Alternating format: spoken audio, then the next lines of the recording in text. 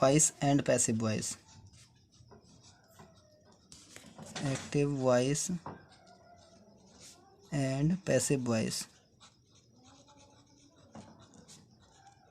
Passive voice देखिए होता क्या है कि एक्टिव वॉइस को हम कर्तवाच्य कहते हैं तथा जो हमारा पैसिव वॉइस होता है उसे कर्मवाच्य कहते हैं। एक्टिव वॉइस में क्या होता है कि हमारे वाक्य में कर्ता को प्रधानता दी जाती है, जबकि पैसिव वॉइस में क्या होता है हमारे कर्म को प्रधानता दी जाती है। तो आइए सबसे पहले सीखते हैं हम कि एक्टिव वॉइस से पैसिव वॉइस में सेंटेंस को बदलने के लिए जो सामान्य नियम है वो क्या हैं। तो वो हमारा है पैसिव वॉइस में वाक्य को बदलने के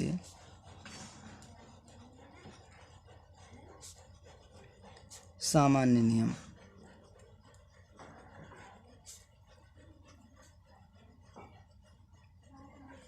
तो इसमें देखो सबसे पहला नियम हमारा होता है कि जो हमारा सब्जेक्ट होता है,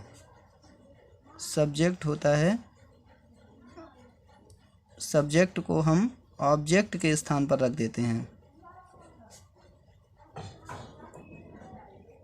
सब्जेक्ट को ऑब्जेक्ट के स्थान पर तथा ऑब्जेक्ट को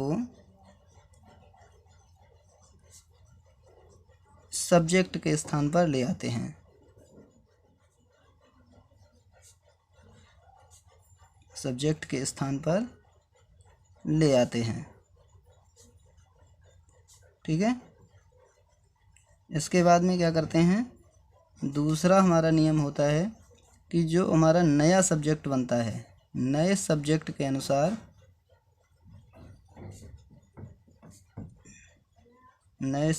अनुसार हेल्पिंग वर्ब का प्रयोग करते हैं। हेल्पिंग वर्ब का प्रयोग करते हैं।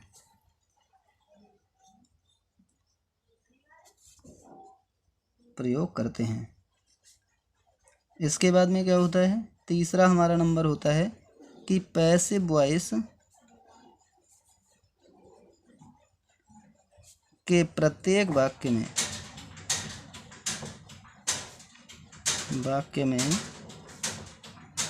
मेन वर्ब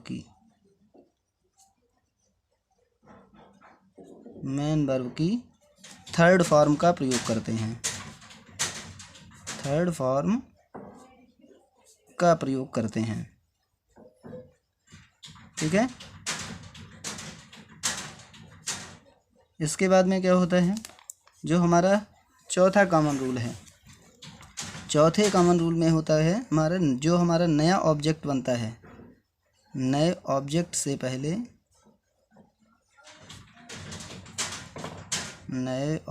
से पहले बाई का प्रयोग करते हैं, ठीक है, प्रयोग करते हैं। जैसे कि हम इसको एक एग्जाम्पल के द्वारा समझ सकते हैं। जैसे इसमें हमारा मान लीजिए एक्टिव वॉइस का वाक्य है, ही राइट्स अ लेटर, ठीक है। तो इसमें क्या है, जैसे ही हमारा क्या है, सब्जेक्ट है, राइट्स हमारी क्या है, वर्ब है, और ए लेटर क्या है, ऑब्जेक्ट है। तो इसमें हमारा सबसे फर्स्ट जो रूल होता है वो होता है कि सब्जेक्ट को ऑब्जेक्ट के स्थान पर लगाना और ऑब्जेक्ट को सब्जेक्ट के अनुसार। जैसे ये हमारा इसमें ऑब्जेक्ट क्या है, पैसिव वॉइस में जब हम इसको बनाएंगे तो इसमें हमारा अ लेटर जो है वो सब्जेक्ट बन जाएगा, ठीक है। उसके बाद में क्या होता है, ये हमारा प्रेजेंट इंडेफिनिट का टेंस है, तो इसकी पैसिव वॉइस में जो वर्ब होती है वो इज़ आर एम होती है। तो यहाँ हमारा जो नया सब्जेक्ट है, उसके बाद में जो नया सब्जेक्ट है उसके अनुसार सहायक क्रिया आती है। तो हमारा ये सिंगुलर का सब्जेक्ट है, तो इसके साथ में हमारी वर्ब क्या आएगी, इज, ठीक है, अ लेटर इज। और उसके बाद में हमारा जो थर्ड जो रूल है वो रूल ये है कि पैसिव वॉइस के प्रत्येक वाक्य में मेन वर्ब की थर्ड फॉर्म का प्रयोग होता है। तो जो राइट है वो हमारी कौन सी है, फर्स्ट फॉर्म है, इसकी हमें थर्ड फॉर्म करना है, ठीक है, रिटेन,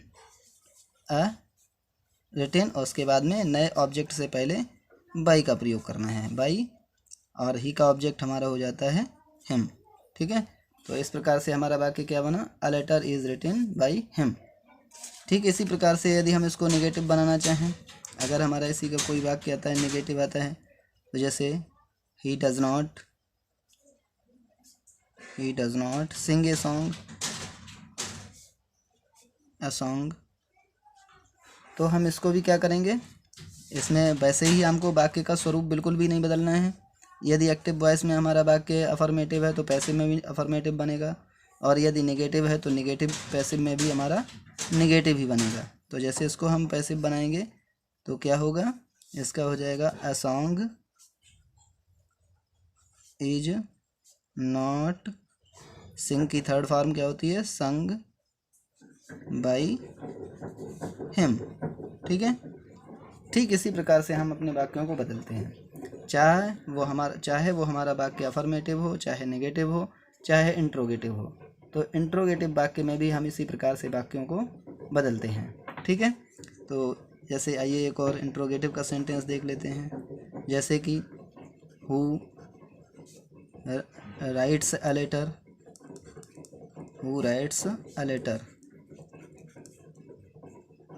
और मार्क ऑफ इंट्रोगेशन। इसमें क्या होता है, इसमें जब भी कभी हमारा वाक्य हु से स्टार्ट होता है, तो जब हम इसको पैसिव वॉइस में परिवर्तित करते हैं तो हु के स्थान पर हम बाय हुम का प्रयोग कर देते हैं। ठीक, उसके बाद में क्या है, उसके बाद में हमारा जो ऑब्जेक्ट है, ऑब्जेक्ट के अनुसार वर्ब आएगी। तो अ लेटर है, अ लेटर के हिसाब से इज आ जाएगा, तो by whom is a letter. उसके बाद में राइट की थर्ड फॉर्म हो जाएगी रिटन, और उसके बाद में इंट्रोगेशन का मार्क। ठीक है, तो इसी प्रकार से हमारे जो भी वाक्य हैं उनको हम इसी प्रकार से बदलते हैं। धन्यवाद।